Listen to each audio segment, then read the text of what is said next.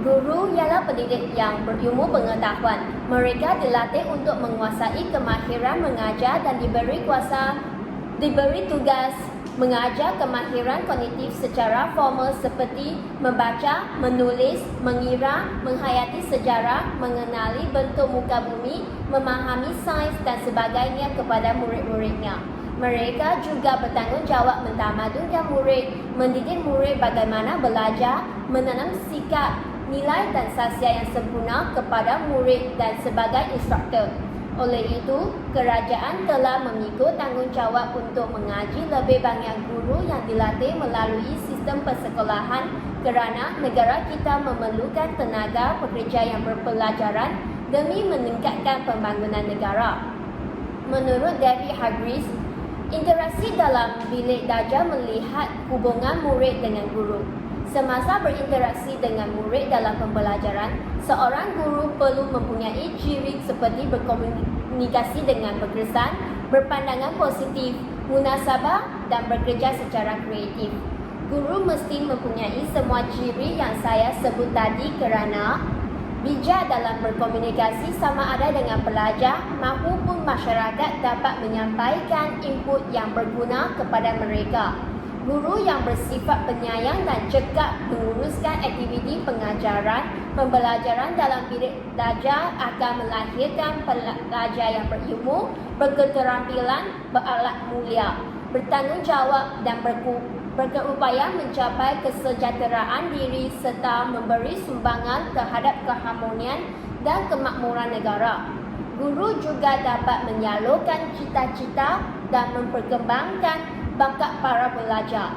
Seorang guru harus berkelakuan, tabiat dan perangai yang sempurna dapat kerana guru ialah model yang ditelani. Terima kasih kepada saudari panel kedua. Saya ingin menyampaikan penghargaan dari hati yang ikhlas atas perbincangan yang sungguh menarik serta membina tadi. Idea-idea yang dinyatakan oleh kedua-dua panel bukan sahaja matang tetapi juga amat bernilai untuk dijadikan sebagai rujukan. Saya amat bersetuju dengan pandangan panel pertama tentang betapa pentingnya institusi keluarga dan agama sebagai ejen sosialisasi dalam masyarakat.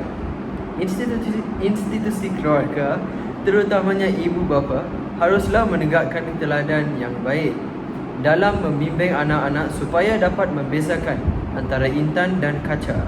Konsep bekerjasama juga patutlah ditanam dalam sanubari anak-anak sejak kecil, bermula dari keluarga untuk memudahkan anak-anak menyuasaikan diri dalam alam masyarakat apabila mereka dewasa.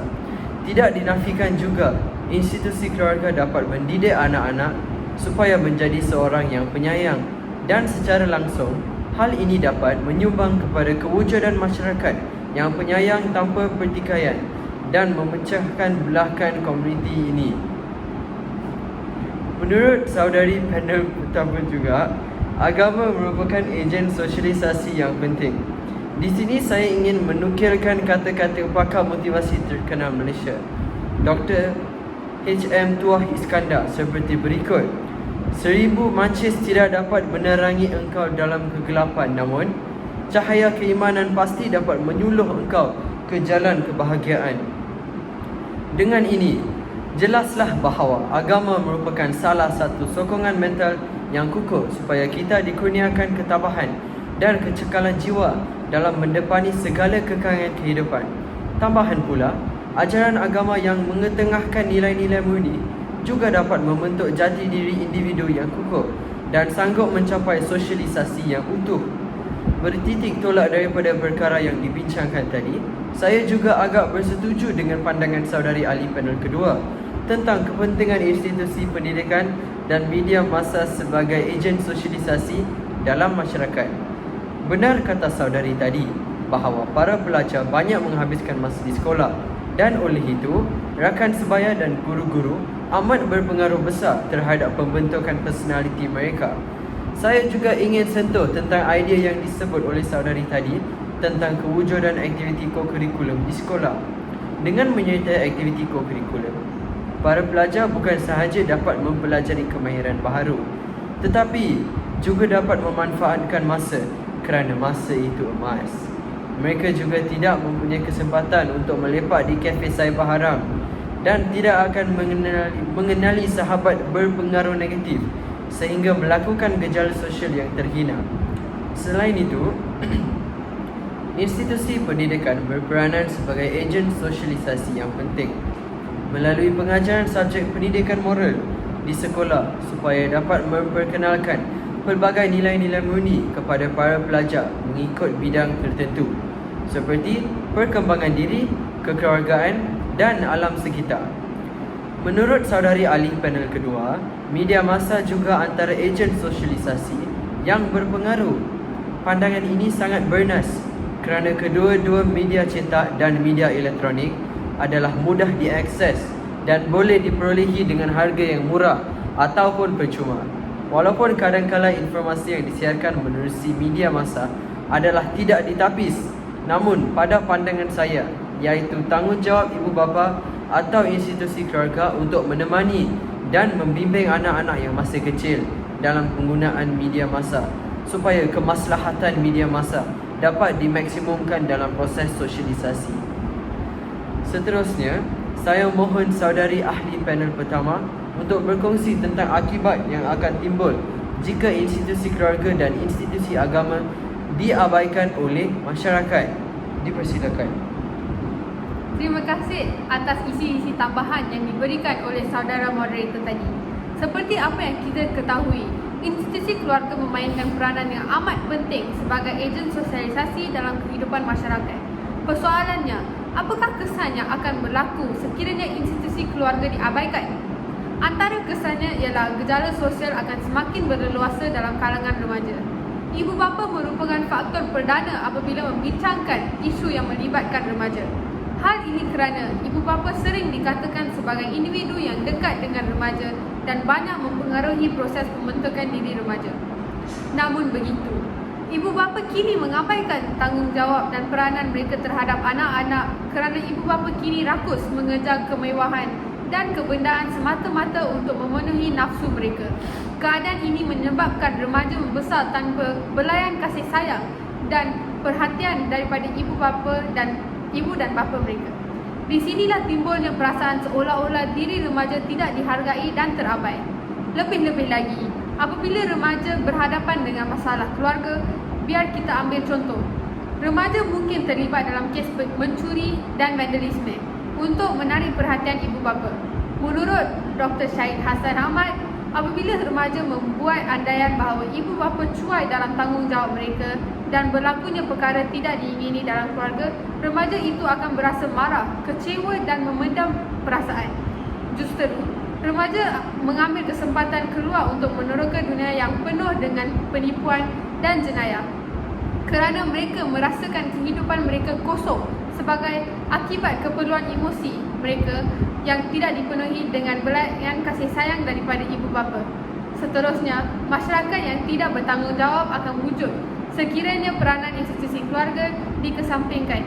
Secara umum, masyarakat dapat memupuk sikap bertanggungjawab melalui pembelajaran di rumah.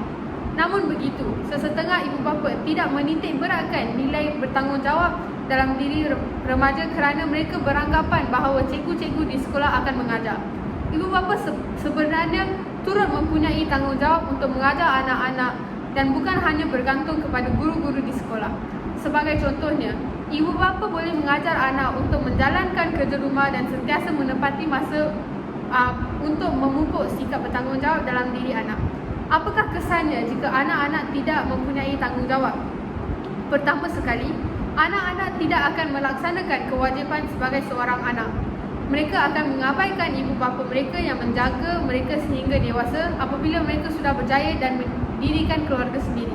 Lebih-lebih lagi, anak-anak tidak akan dipercayai oleh orang lain semasa bekerja oleh sebab sikap mereka yang tidak bertanggungjawab. Intihannya, masyarakat yang tidak bertanggungjawab akan dilahirkan sekiranya institusi keluarga diabaikan. Selesai dengan perbincangan tentang kesan pengabaian institusi keluarga oleh masyarakat, apakah pula akibat kalau institusi agama diabaikan oleh masyarakat? Agama adalah pegangan yang harus ada dalam diri seseorang manusia. Antara kesannya ialah keruntuhan akhlak dan moral dalam kalangan masyarakat. Contohnya, isu-isu yang berkaitan dengan pembuangan bayi, penyalahgunaan dadah dan kes buli yang menjadi isu utama di dada-dada aparat kebelakangan ini. Keruntuhan akhlak dalam diri manusia, terutamanya remaja, menyebabkan mereka dipandang hina oleh masyarakat lain. Masyarakat tidak lagi menyanjung akhlak dan kepribadian individu berkenaan dan sering memperkatakan tentang perbuatan yang telah dilakukan oleh seseorang itu. Tambahan pula, masyarakat akan berprasangka buruk terhadap bukan sahaja remaja yang bersalah, tetapi juga mereka yang menjadi mangsa kes-kes keruntuhan akhlak. Maka, masa depan mereka akan terjejas dan susah untuk mencari rezeki. Seterusnya, manusia gagal untuk mengawal emosi diri. Hal ini kerana kekurangan didikan agama akan menyebabkan seseorang itu hilang kawalan diri. Mereka tidak akan menahan kemarahan apabila berlaku perselisihan faham dengan orang lain. Contohnya, apabila kesilapan yang dilakukan mereka ditunjukkan oleh orang lain, mereka akan mudah bermarah dan bertikam lidah dengan orang tersebut. Sebaliknya, didikan agama yang kukuh membentuk sikap bersabar dalam diri seseorang. Lazimnya, manusia yang sentiasa mengamalkan nilai toleransi tidak mudah untuk marah dan bertengkar dengan orang lain. Mereka akan lebih terbuka untuk menerima kritikan orang lain dan sudi untuk mendengar pandangan yang berbeza daripada perspektif diri. Selain itu, sesebuah negara akan menjadi huru-hara jika rakyatnya tidak menerima didikan agama. Hal ini disebabkan kita menjalankan kehidupan berlandaskan ajaran agama. Sekiranya kita menjalankan sesuatu perkara yang tidak mematuhi ajaran agama, maka pelbagai akibat akan berlaku pada diri kita.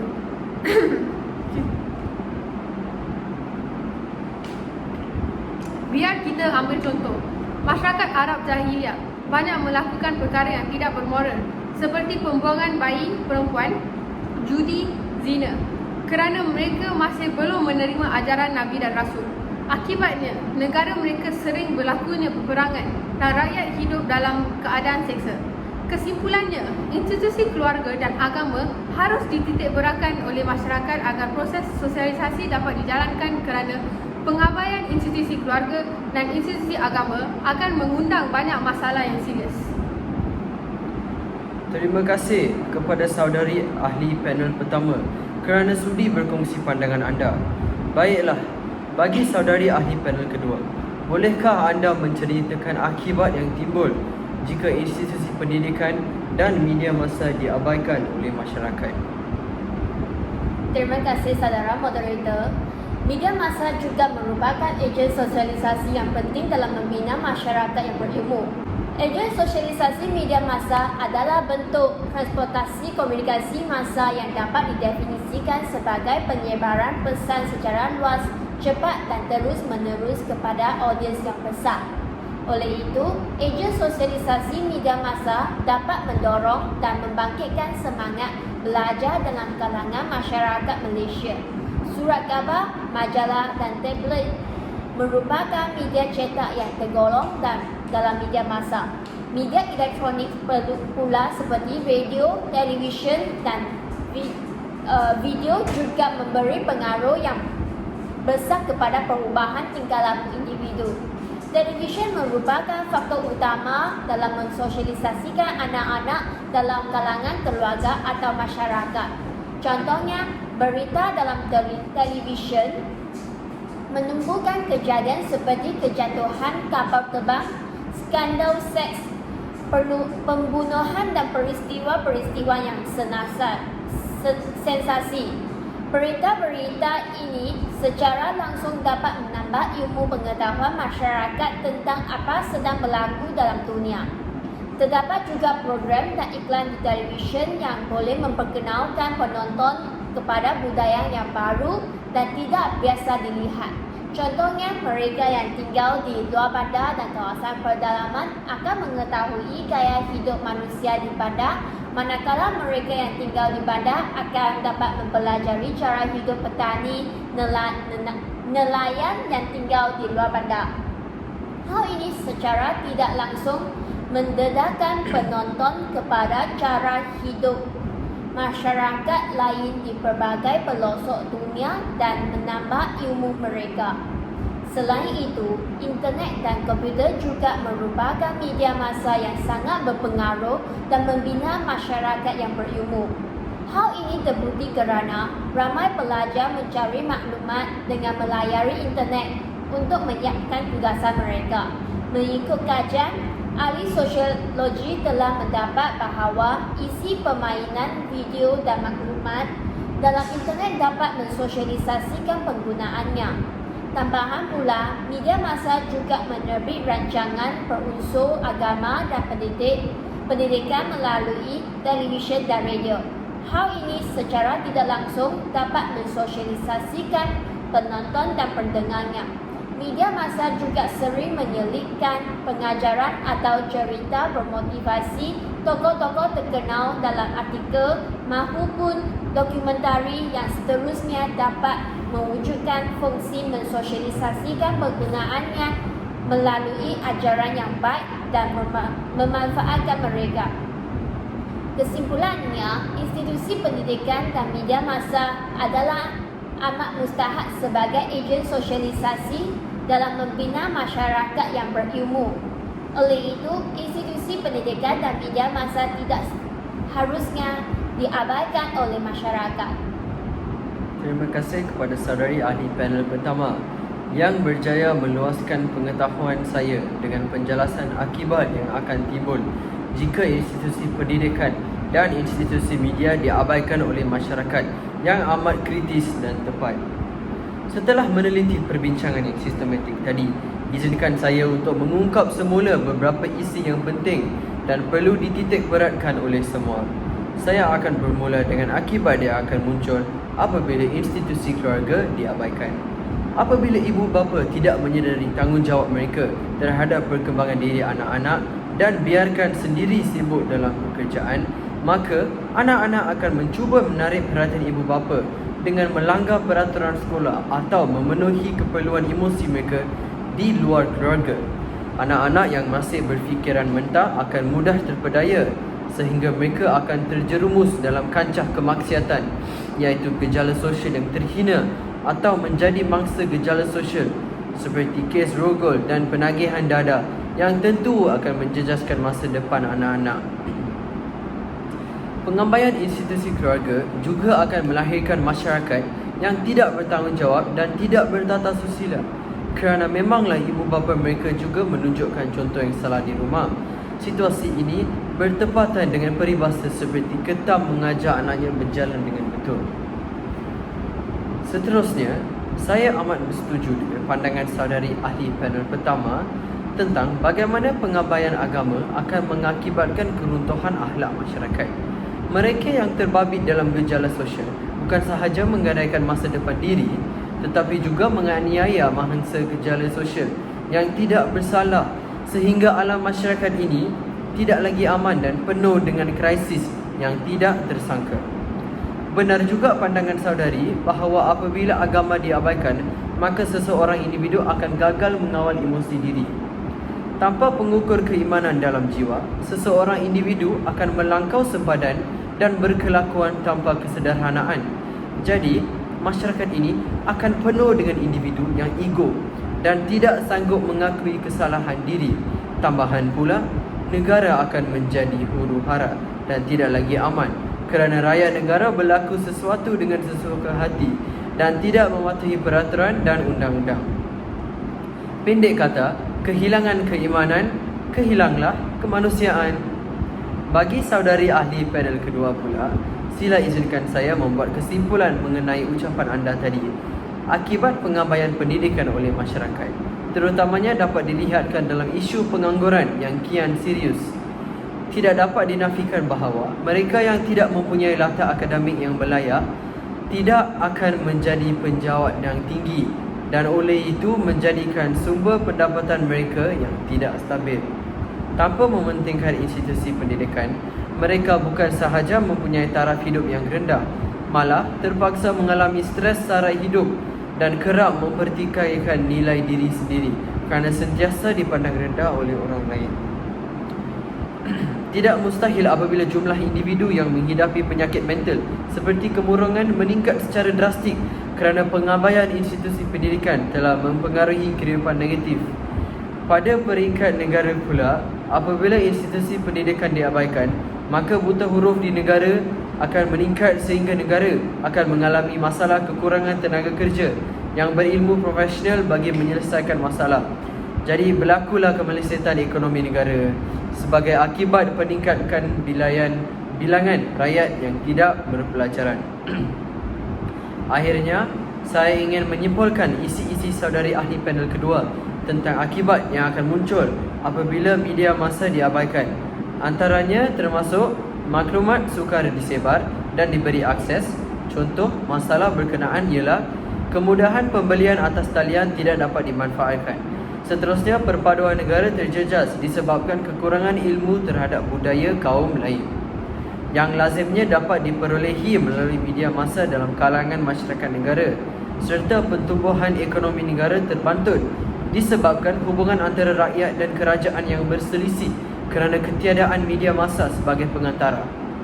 Tuntasnya, forum hari ini telah membincangkan tentang tajuk sosialisasi dengan menyentuh kepentingan institusi keluarga, institusi agama, institusi pendidikan dan institusi media massa sebagai ejen sosialisasi masyarakat serta akibat yang timbul jika institusi-institusi yang disebut tadi diabaikan oleh masyarakat. Dengan penerangan dan penyelitan contoh-contoh yang berkaitan oleh kedua-dua saudari ahli panel yang bijak dan berfikiran matang tersebut, jelaslah peranan masing-masing ejen sosialisasi dan kepentingannya terhadap setiap lapisan masyarakat. Terima kasih atas para ahli panel yang sudi membicarakan tajuk forum hari ini yang sungguh bermakna tentang kepentingan ejen-ejen sosialisasi dan akibat pengabaian ejen-ejen sosialisasi. Semoga forum ini dapat menyedarkan para hadirin supaya memainkan tanggungjawab diri dalam masyarakat sebagai ejen sosialisasi, supaya masyarakat ini terdiri daripada individu yang bersahsia, mahmudah dan berakhlak mulia. Harapkan juga forum ini telah memberikan informasi yang bermanfaat buat semua hadirin yang dihormati. Saya mewakili semua ahli panel untuk menyampaikan tinggi-tinggi terima kasih kepada para hadirin yang sudi hadir menyaksikan forum hari ini.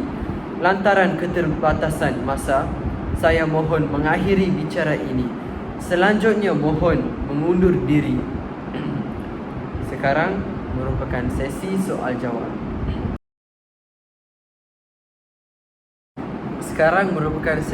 jawab. Panel 2 telah mendapat soalan daripada saudari Ong Jia Chuan, iaitu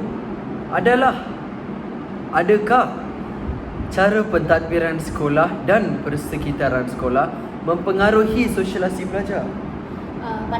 Pada pendapat saya, cara pentadbiran sekolah, persekitaran serta budaya dan iklim sekolah juga berperanan mempengaruhi sosialisasi pelajar. Misalnya, lembaga disiplin akan memastikan peraturan sekolah dikuatkuasakan dan sentiasa dipatuhi oleh semua warga sekolah. Hal ini secara tidak langsung juga dapat mencegah dan menghalang pelajar daripada melakukan perkara-perkara yang tidak bermoral seperti pergaulan bebas, merokok, vandalisme dan sebagainya. Iklim sekolah yang kondusif serta dilengkapi dengan kemudahan pengajaran pembelajaran juga akan membantu perkembangan kognitif, efektif dan psikomotor pelajar dan terus mempertingkatkan lagi pencapaian akademik. Terima kasih saudari panel 2. Panel 1 juga telah mendapat satu soalan, iaitu apakah yang akan berlaku kepada generasi yang akan datang jika institusi keluarga dan agama tidak memainkan peranan masing-masing?